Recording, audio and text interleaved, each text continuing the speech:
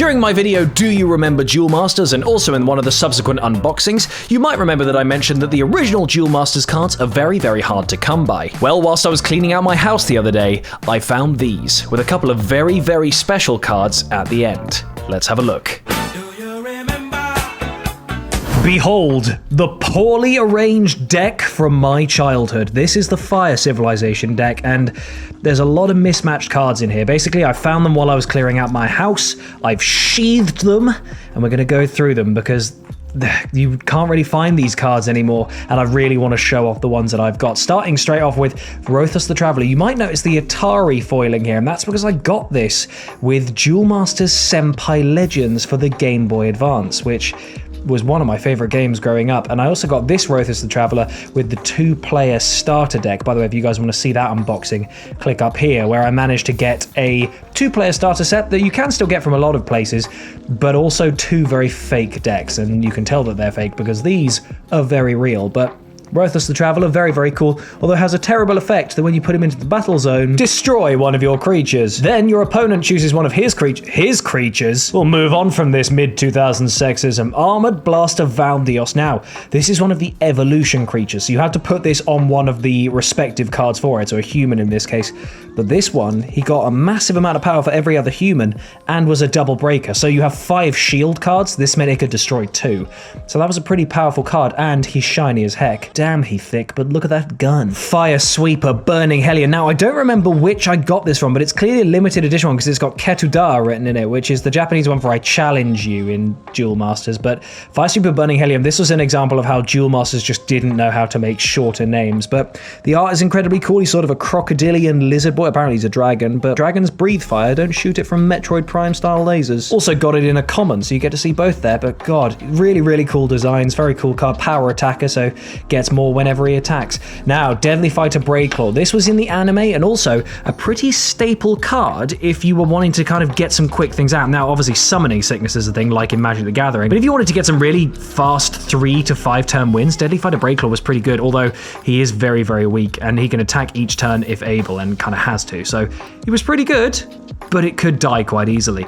Now, I used to really like the rock beasts because they really do, with their designs, just look like geography that's come to life. And this guy's a power attacker, so he would get more and more as he attacks, and he's pretty beefy anyway. A lot of things kind of sat around 3,000 attack in the generation that this was. But Stone Saw, very cool. Meteor Saw, again, see, it just looks like geography that's come to life. I adore the artwork of this. Does it have a face? Oh, it has a face! Disgusting. When you put this creature into the battle zone, you may destroy one of your opponent's creatures with 2,000 or less. That's pretty cool. Actually, like a meteor killing the dinosaurs. Hey, look, dinosaurs. Get yours now from Team Samurai X. Why am I promoting other YouTubers? Anyway, Crimson Hammer. Destroy one of your opponent's creatures as 2,000 or less. Pretty useful card. Immortal Baron Vorg. Now, this was one of the boys from the show. He was in Shobu Kirifuda's deck, the main protagonist, basically the Yugi of the entire series. And you see this guy quite a lot. He's pretty stable, 2 for 2. You'd get him out. You'd probably destroy some shields, maybe destroy some other creatures.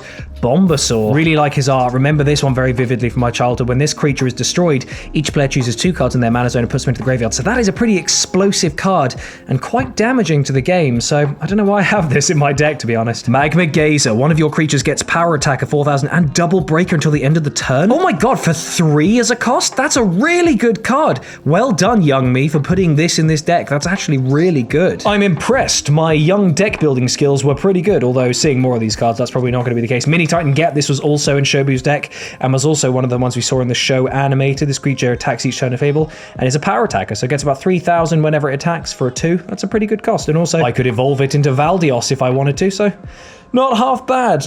Dogarm the Marauder and Armorloid, so this while attacking gets 2,000. A lot of the fire-based ones, it's about getting in there and just attacking with, well, fire, I guess. Fatal Attacker Horvath, we definitely saw this guy in the show as well. And again, whenever there's an Armorloid, they get an extra couple of thousand, so it's pretty cool. Basically, they rely on working with each other. The power of friendship.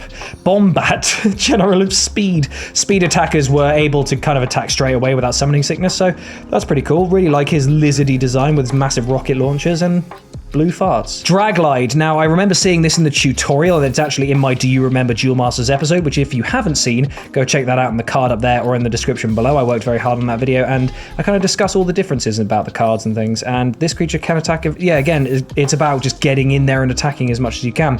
Super explosive Volcano Don. I remember this design very well. I loved his teeth and his kind of vacant crocodilian eyes, but again, a big power attacker, and so he was super explosive. Onslaughter Triceps. Now, I remember this guy again from the series, but look at those thighs! With a crab claw for a hand and a flamethrower for the other. This creature goes into the battle zone, and I have to take 1 mana zone card and put it in my graveyard, so not the best, but he's got low cost for high attack, so maybe it's sort of worth that cost, but that's something you have to weigh up mid-battle.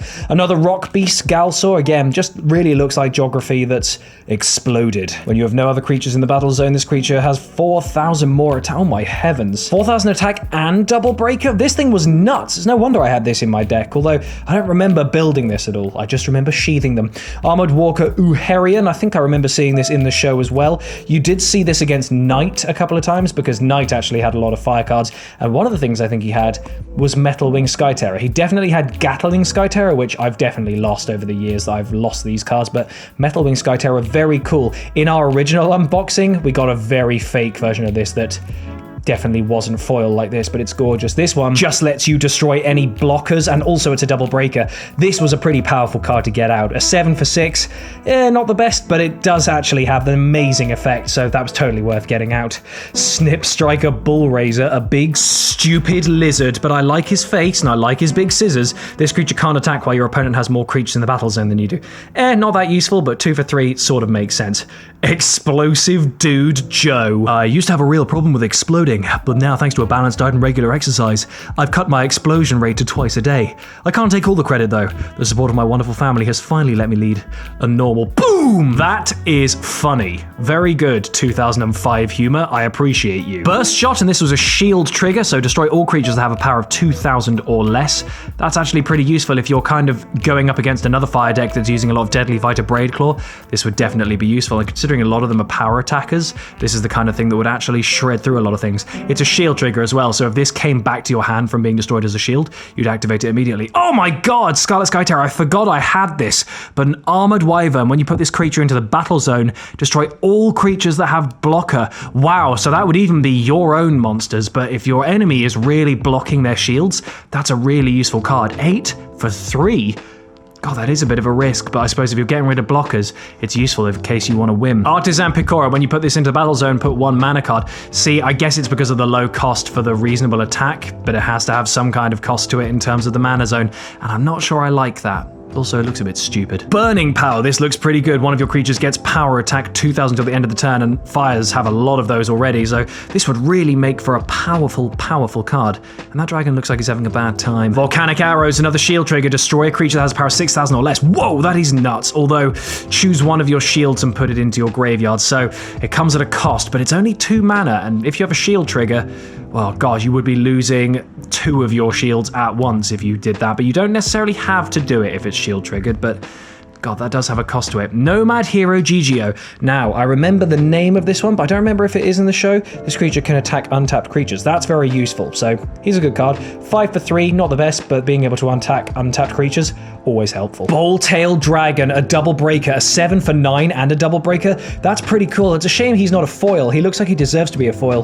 A 2-headed dragon, but you know, he's really cool and a very, very powerful card. I'm glad I've got that in my deck. Tornado Flame, a staple from the show. This was in the first episode. A shield trigger, and it destroys one of your opponent's creatures with 4,000 or less. So that's pretty good, but it doesn't have that cost of the 6,000 that we saw earlier. So, you know, pretty good card. Hope that goes into your shield area, but whatever. Flame Tropus, basically a big rock beast dinosaur. Again, more of the geography coming to life. Whenever this creature attacks, you may put a card from your mana zone into your graveyard. If you do, this creature gets power attacker and double breaker. Oh my god, so this would have 6,000 and double breaker. So this would pretty much be unstoppable. It looks like it's leaking honey from Winnie the Pooh, but maybe that's just me. Armored Warrior Quellos, a big rollerblading boy. Whenever this creature attacks, put a non-fire card from your mana zone into your graveyard. Then your opponent chooses a non-fire card in his mana zone and puts it into his graveyard. A lot of the non-gender neutral language going on here. I don't know why. I guess it was because it was the mid-2000s and they assumed only boys want to play card games, but This is pretty good if you don't have mixed civilizations, which I guess we don't in this deck because it's a purely fire deck made by a child. Wow, Armored Cannon Balbirr, he's really cool. Another evolution creature of humans. While attacking, this creature gains 2,000 power. Again, just showing that the fire guys really wanted to have the extra power when attacking. Rumblegate looks interesting. Each of your creatures in the battle zone get 1,000 power to the end of the turn. Makes sense.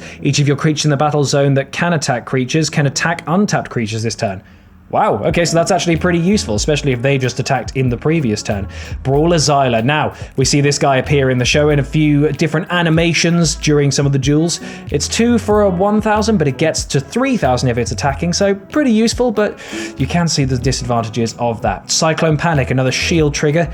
Each player counts the cards in his hand, shuffles those cards into his deck, then draws that many cards. Well, I can't be bothered to go through that. Cavalry General Curatops. He's a dinosaur with rotary blades and big shoulders. I like him. This creature can attack untapped creatures. You, sir, are a useful dino. Hey, dinos, get yours today. Baby Zoppy, he's cute. While all cards in your mana zone are fire cards, this creature gets 2,000 power. Well, I guess that makes total sense because this is an entirely fire deck, so that would be pretty useful. Another cute one, look at his hat. When one of your armored dragons, well, they're technically called armored wyverns, but whatever, would be destroyed, you may destroy this creature instead. That is pretty useful, sort of a bait card, but I can't really imagine when I'd definitely use that. Engineer Kippo, another machine eater. When this creature is destroyed, each player chooses a card in his mana zone. You suck, Engineer Kippo. Rickaboo the Dismantler. I like him. He's a speed attacker, so he doesn't get summoning sickness. 3 for 1, not the best, but that ability to attack quickly, pretty useful. So now I can see that we've got some foils behind here, so I'm going to take you guys on to the final 2 cards of this deck. 2 of my most prized Duel Masters possessions. This is Bolzard Dragon. Now, some of you may say that that sounds kind of familiar. It might not be the card that you're thinking of. I actually remember my brother pulling this from a booster pack, so Jack, if this is yours, I'm sorry, I've stolen it. But look at this, look at that art, look at that sort of all curving spiral of it. I really love it. And it's a 6 for 5, which is fairly cool, but whenever this creature attacks, choose a card in your opponent's mana zone and put it into his graveyard. That's pretty useful. That is an amazingly strong card, especially if it's going to deprive your opponent of some of their resources, but also it just looks damn cool. But now, I take you on to our final card, and arguably one of my most prized possessions in my Duel Masters collection.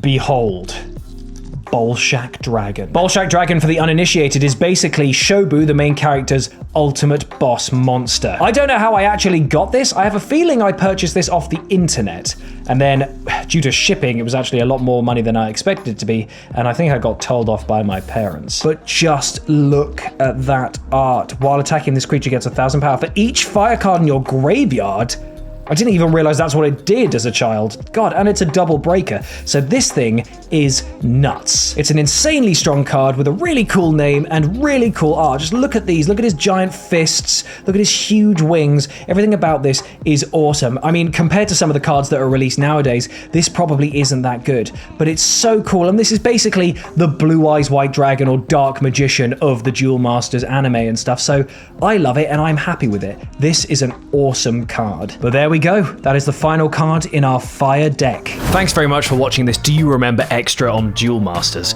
Basically, I'm really glad that I found all these cards, and it's really exciting for me to be able to show you guys all the kind of collection that I had from my childhood. So I'm going to be doing this with my fire deck, my darkness deck, my light deck, and I've also got a few nature and water cards that I'm going to try and show off. So you'll be seeing quite a few videos of this nature coming up very soon. So if you guys did enjoy this, be sure to like the video and subscribe to GameHog if you already haven't. And we'll see you in the next Do You Remember or Duel Masters video.